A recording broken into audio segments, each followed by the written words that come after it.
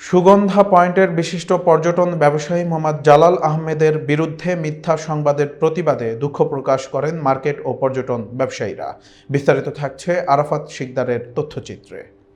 বিশ্বের দীর্ঘতম সমুদ্র সৈকত কক্সবাজারের সুগন্ধা পয়েন্টের বিশিষ্ট ব্যবসায়ী ও সমাজসেবক সিগাল পয়েন্ট ঝিনুক ও ক্ষুদ্র ব্যবসায়ী সমিতির সভাপতি মোহাম্মদ জালাল আহমেদ অনলাইন ভিত্তিক একটি সোশ্যাল মিডিয়ায় তার বিরুদ্ধে মিথ্যা সংবাদ প্রচারের অভিযোগ তুলেছেন। এ ঘটনায় মার্কেট সমিতি ও দোকান কর্মচারীদের মধ্যে সমালোচনার ঝড় উঠেছে। তারা দাবি করেছেন, দীর্ঘ ১৭ বছর ধরে আওয়ামী লীগ সরকারের শাসনামলে সুগন্ধা পয়েন্টের বালিয়াড়ির ভ্রাম্যমাণ ঝিনুক দোকানগুলো বারবার উচ্ছেদ করা হয়েছে।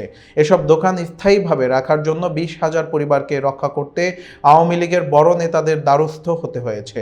জালাল আহমেদের বক্তব্য, তিনি জানান, আমি ২০,০০০ পরিবারের রুটি রুজির বিষয়টি মাথায় রেখে এসব ভ্রাম্যমাণ দোকান রক্ষা করার চেষ্টা করেছি।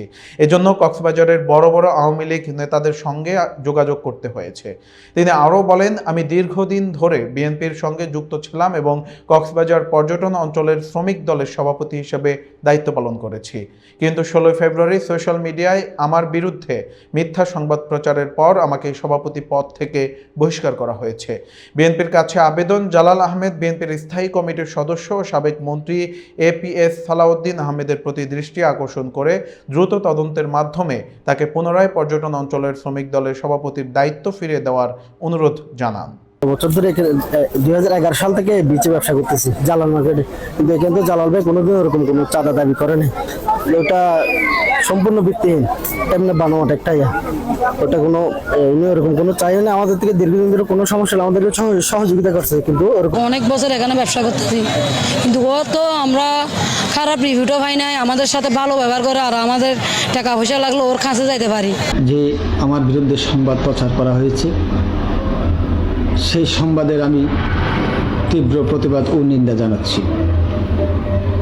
তারই পাশাপাশি যে নারী সংগঠিত ব্যাপারে আমাকে যে একটা নিউজ করা হয়েছে, সেই নিউজটা হচ্ছে আপনার মিথ্যা, বানোয়াট ও ভিত্তিহীন।